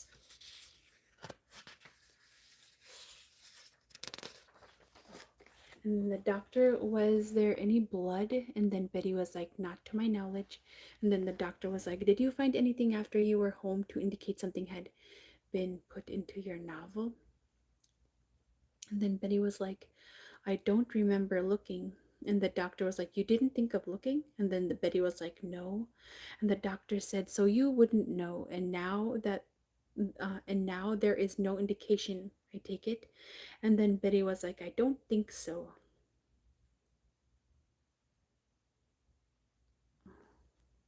And then the doctor was like, when the leader was talking to you, he spoke in English. You said, and yet he seemed to be a foreign origin. And then Betty was like, yes. And and he didn't know a good many things. And Betty was like, and he had an accent. And doctor, and he had an accent. Are you familiar with the accent? German, French, Japanese, some other? And Betty was like, no, I don't know what kind it was. One of the men had a worse accent than the leader. And then doctor was like, did you ask these people their names? And Betty was like, no. And doctor, why not? Betty, I didn't think of it. They didn't ask me my name either, but I kept saying Barney's name, so they knew this. And then doctor was like, and you and Barney did not talk about the experience afterward? And then Betty was like, right afterward? And then doctor was like, well, at any time. You did say, I believe, that you didn't talk about it on the way home. And Betty was like, no, we didn't. The doctor was like, but did you tell him afterward, did you? And she was like, well, when I had the dreams, I told him I was having nightmares. Well, not really nightmares, but strange dreams. But I didn't tell him about my dreams at that time. Mr. And then when Mr. Holman and Mr. Jackson came to the house and we were trying to recall, I think it was Mr. Holman asked us why the trip took so long to come home, and that's when I said that I remembered about the moon being on the ground. And then the doctor was like, "Is that big yellow object or light you saw?" And then Betty was like, it was just like a big moon, and it was on the ground. I could see sort of right through the trees in front of us." And the doctor was like, "Barney heard you describe all these things, I suppose?" And then Betty was like, well, when they said what took so long, I said we didn't know what took so long. But then I started to think about the moon being on the ground, and I mentioned seeing it, and Barty said, yes, I saw it too. Then we thought that we should check and see, try to find out what time the moon set that night, to see if it were the moon or what it was. And when we were talking about this, I got quite upset. I don't know if I showed this or not. Oh, so hot. I don't know if I showed this or not. When this happened, I thought of my dreams. And I thought, well, maybe there was some basis to the dreams I'd been having. Maybe this is what took us so long. And then the doctor, now your dreams. And then Betty was like, yes. And then the doctor was like, were they the things that happened in this experience you thought you had? The dreams were being placed aboard this vehicle? And then Betty was like, the dreams were something like it, but not. There were still a lot of differences. Betty goes on to recount the story of how she told her supervisor, who suggested that this might have been the dream of an actual experience. And then the doctor was like referring to Betty's supervisor. She's the one who said this actually might have happened to you. And Betty was like, yes, she said this might have happened to you because if it had not happened, then you wouldn't be acting this way. That I wouldn't have this concern about it and say, well, it was a dream and I should forget about it. Then I began to feel that something had happened and I wasn't sure what it was. There was something more than what I could really actually truthfully say I could remember. And then the doctor was like, now, was she the one, was she the only one you told your dreams to? And then Betty was like, no, I told my sister, Janet. And doctor was like, how about your upstairs neighbors? And she was like, no. And doctor, did you tell anyone else? Did you tell anyone these dreams in Barney's presence? And Betty was like, I think he must have heard me talk about them. And then the doctor was like, so he really did know about your experiences, did he? So he really did know about your experiences, did he? Didn't he? And then Betty was like, he knew some of it. I think he must have heard me saying something to somebody. And then the doctor, didn't all these things that you feel happen, didn't they happen in your dreams? Could this all have been in your dreams? And then Betty was like, no. And then doctor, why do you feel sure of that? And then Betty was like, because of the discrepancies. And the doctor was like, now tell me about the discrepancies that make it clear that it couldn't have been in your dreams. Now we know your supervisor told you it must have happened. Up until then, you couldn't believe it. Now after she told you that, you believed it happened. What were the discrepancies? You didn't know about the discrepancies because you couldn't remember about this experience you told me. And then Betty was like, I knew what I had dreamed and that it was different. This was different. Doctor, what makes the difference? Betty, there's so much more, and suppose that so much more had been parts of the dreams that you couldn't remember. One doesn't always remember all of his dreams. Isn't that possible? And then Betty was like, I don't know. And then the doctor was like, in other words, the dream that you can remember did not have everything that you were able to tell me. Is that right? And then Betty was like, that's true. But if you were able to tell me all of your dream, including the part of it you couldn't remember, would that fit in? And Betty was like, no, because some things were different. And then the doctor was like, some things were different. Yes. Well, could it be then that you remembered the dream? Some things were different. You just remembered differently because you were afraid to remember everything. And then Betty was like, you mean in my dreams I would be afraid to remember? And then the doctor was like, no, if you remember dreams, sometimes you forget parts of them because you're fearful. You know that, I think, from your own training as a social worker. And then Betty was like, uh-huh. And then the doctor, and yet there might be some parts of a dream that are missing, misremembered for the same reason. Is that possible? And yet there might be some parts of a dream that are misremembered for the same reason. Is that possible? And then Betty was like, well, I dreamed in my dreams I walked up steps, and here I didn't walk up steps. I walked up a ramp. And then doctor was like, is that a very significant difference? Is that a very significant difference, do you think? And then Betty was like, I don't know. And then doctor, the way you walked up, Betty, the map, I could almost in here. She is referring to her recoil under hypnosis when she says in here. In here I could almost draw it. If I could draw it, if I can draw, I could draw the map. And the doctor was like, you want to try to draw the map? I'm not a good drawer. I am not good at drawing. I can't draw perspective. And then doctor was like, well, if you remember some of this after you leave me, why don't you draw it? Try to draw the map, and don't do it if you feel concerned or anxious about it. But if you do, bring it in next time, all right? And then Betty was like, I'll try to. Oh, doctor, but don't feel as if you're compelled to do it. Sometimes a pos post sometimes a post hypnotic suggestion can be very distressing. The doctor is guarding against this by leaving it up to Betty's volition. Okay. And then doctor was like, now what other discrepancies? You mentioned the ramp and the stairs. And then Betty was like, there was always so much more here. Again, here means under hypnosis. Doctor, there's always so much more in what you have told me than there is in the dream. Is that right? And Betty was like, yes. Doctor, it could be that all that extra that you remember could be the part of the dream that you didn't remember, couldn't it? And the doctor was like, it could be that all that extra that you remember could be the part of the dream that you didn't remember, couldn't it? And then Betty was like, no, I don't think so. Like Barney, she is unshakable. And then doctor, again, why don't you think so? Because I know that you can dream and not remember, but and then the doctor's like, how can you account in this experience for these men who seem to speak our language and yet didn't know a lot of things about it, like dentures and aging and things like that? And you felt that they came from another world. I can take it, didn't you? And she was like, yes.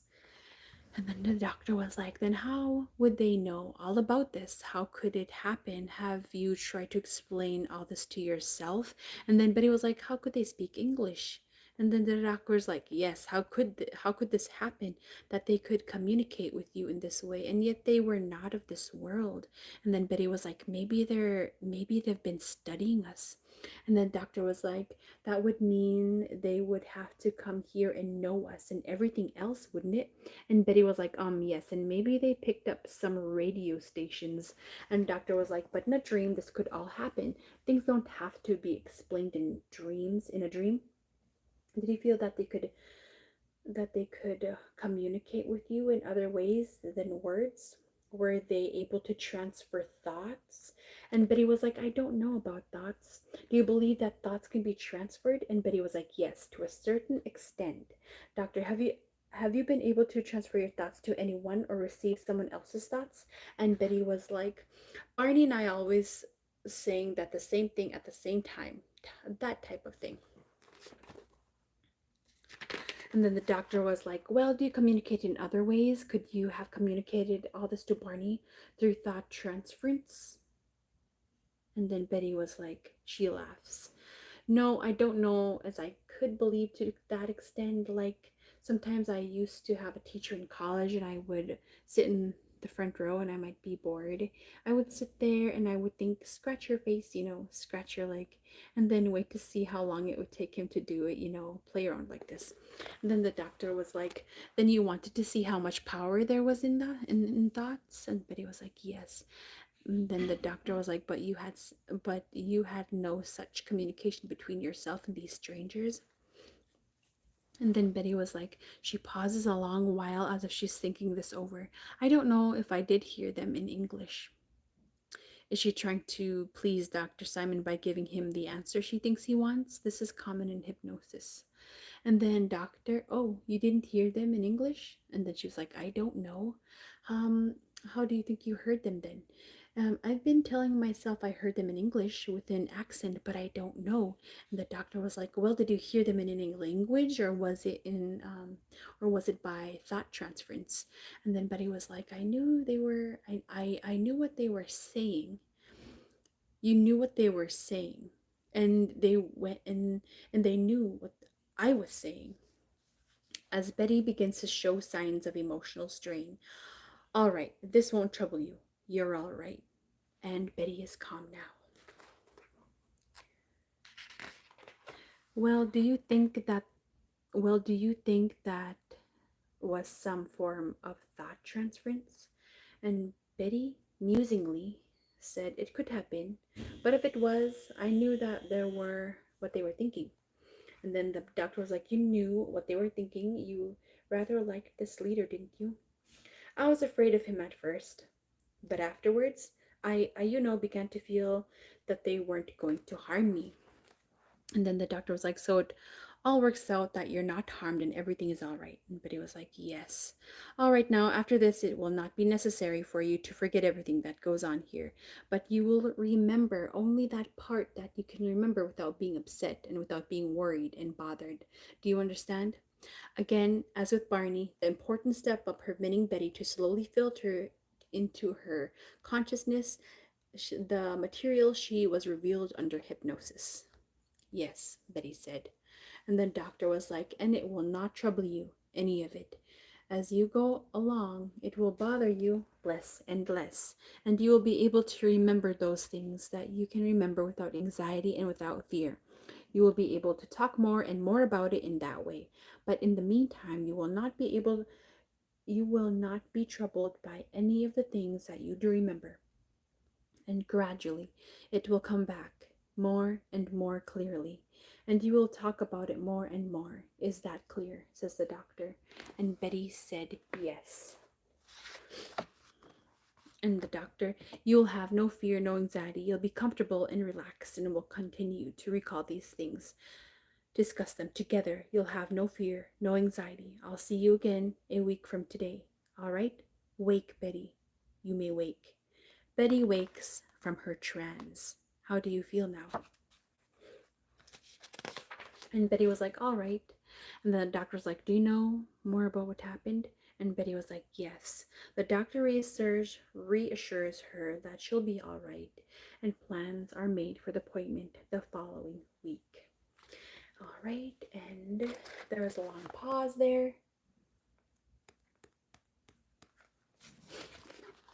Hello, hello, hello. Good evening, everybody. Good evening, everybody. Thank you, everybody, for joining my live. Thank you to my moderators. Thank you so much to my moderators. And Penguin, Jesus is King. King. Penguin. Jesus is King. Jesus is King. Jesus is King. Silver Moon, hello. Hi, good evening. We're reading this book here, The Interrupted Journey, and I am now on chapter 10.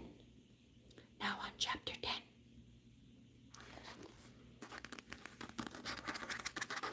And after this live, in the description, I will copy the link to the YouTube video about Betty and Barney Hill's UFO experience. And I'm gonna go ahead and stop on chapter 10. Thank you so much for being here and reading with me The Interrupted Journey. Betty and Barney's UFO experience, and they are currently being in hypnosis, and because they didn't recollect or remember like a couple of hours of their road trip, and so they want to figure out what had happened, so they're being under transit hypnosis with doctors so they can remember those lost hours that they don't remember. But I really am interested in this, but yeah, I'm gonna stop because there's only 15 more minutes, and I can tell you like a personal I can tell you a personal I can tell you a personal story that my mom told me. It was witnessed with my aunties in the village where we live, my hometown. So the reason why I'm very interested in UFOs is my mom and my auntie saw something. They seen an unidentified flying object in the sky. So it was during winter time, and it was in the village. In the village, it is a rural in the boonies. Oh, you're welcome. You're welcome, West Coast Roxy.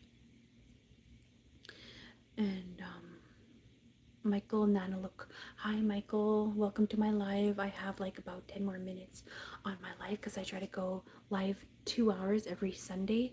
But yes, I'm an Alaskan Native, you pig.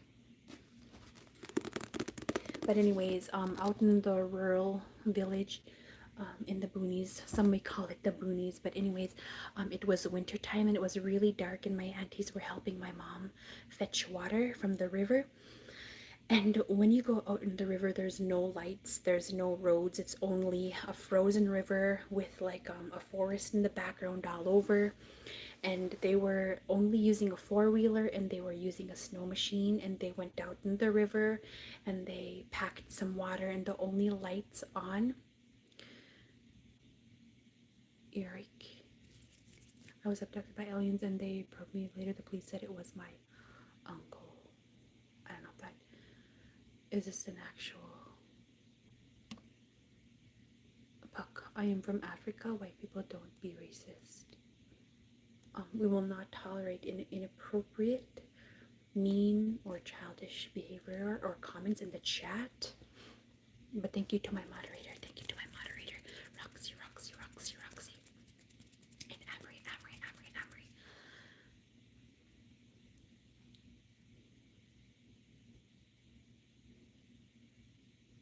But anyways, so they were fetching water for our house because we have no running water at home. They have to catch it. They have to catch water at the river with our four-wheeler and snow go. And the only thing on was the light. And when you turn off all the lights, it becomes pitch dark, and you can only see the village lights. But they were like a couple of miles away from our home, and you can only see like the skies and the stars. And my mom and my auntie saw something really light. There was like a big beam in the sky moving from place to place, and all of a sudden it got really bright, and then it disappeared. And my mom and my three aunties are witnesses that they saw an unidentified flying object in the sky during winter when it was really, really dark outside. Because in Alaska, it gets really, really dark in the winter times. And they fetched water really late, and they saw an identified flying object that was like moving around at first, and it got really bright and disappeared. White Fraser. I loved living in a small fishing village in Alaska. I was a I'm just gonna thank you Roxy for deleting that inappropriate comment. Thank you so much, Roxy. Thank you so much. But yeah, I thought I would throw that scary story out there of unidentified flying object in the village. But yeah,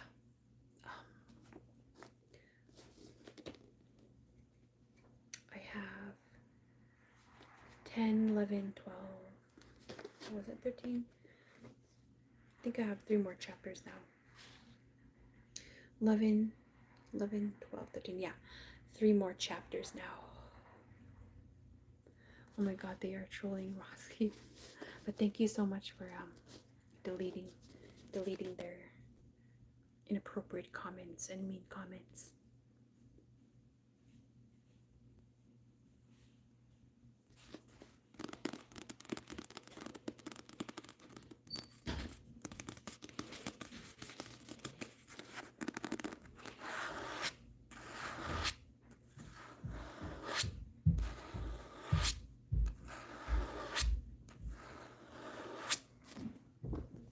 And I will also say thank you for joining my live, everybody.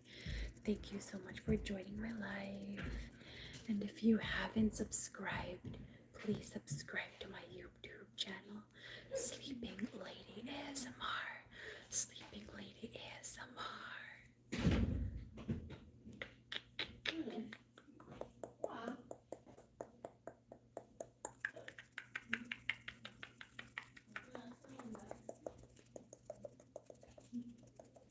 And sorry about the background. My family's gonna be coming in. Oh.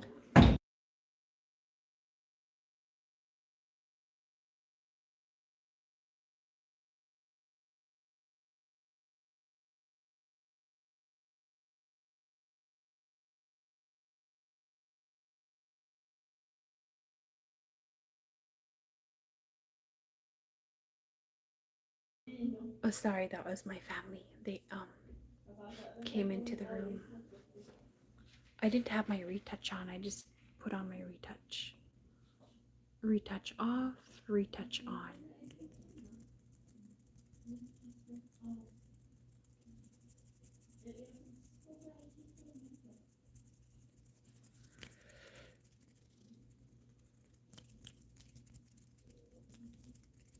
Finger flutters, finger flutters, finger flutters, finger flutters, finger flutters. Thank you guys for joining my live. Thank you so much to my moderator. Thank you. I hope that you received many, many tingles and enjoyed. I'm just gonna go ahead and now finger flutter for the remaining live. Spirit fingers. I remember Spirit Fingers and Bring It On. Bring It On used to be my favorite movie. It still is my favorite movie, and I can watch it over and over again without getting tired of it. So it's such a cute movie.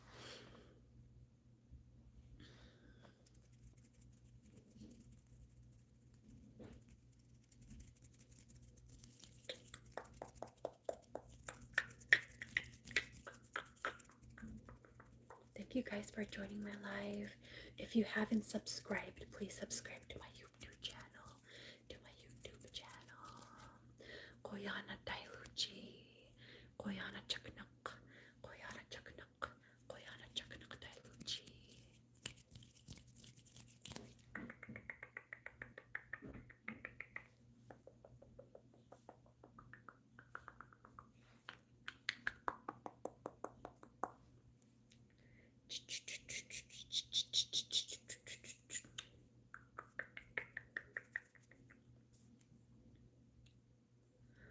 Scratch, scratch, scratch, scratch, scratch, scratch, scratch.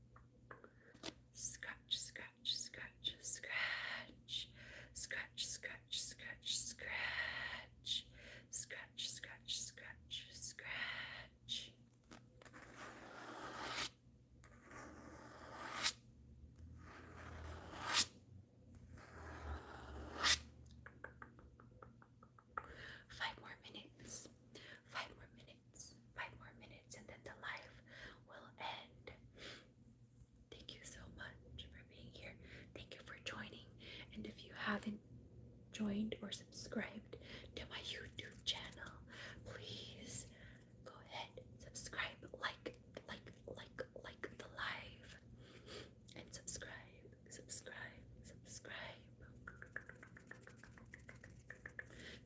Candy Lima, hi Candy Lima. Good evening. I just got done reading. Now for the remaining next 4 minutes, I'm just gonna go ahead and do triggers, scratching the camera, repeated words, and scratching, scratch, scratch.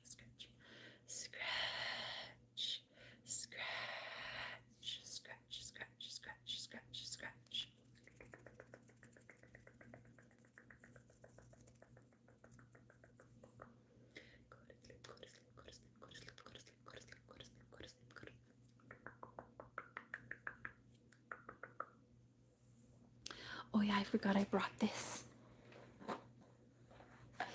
But it's just for the remaining 3 minutes. I don't know, I'll just be random and I can sing, I don't know. Just to be random, just to have something to do.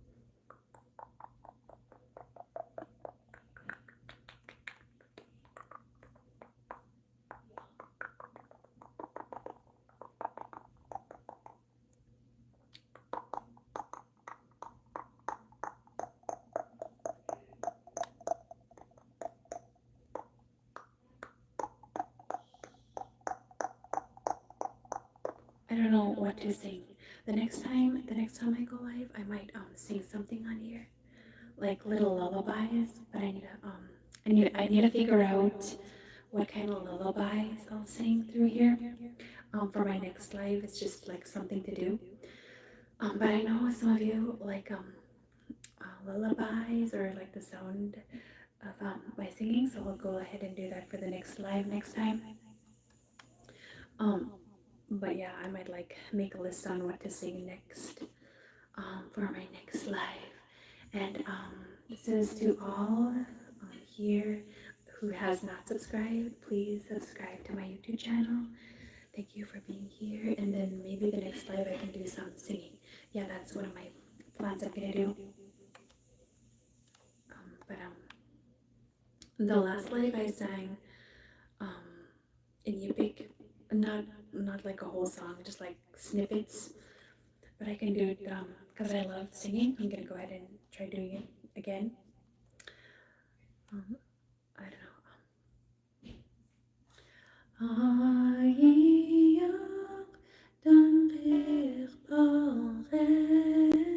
Jesus,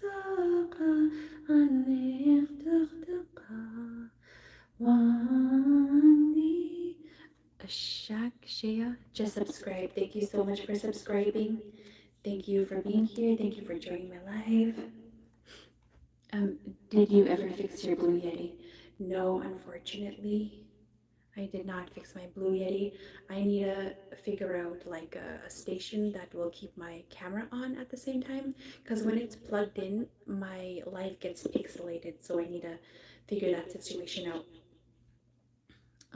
I like ASMR. I love ASMR too. SGA Sports Talk channel.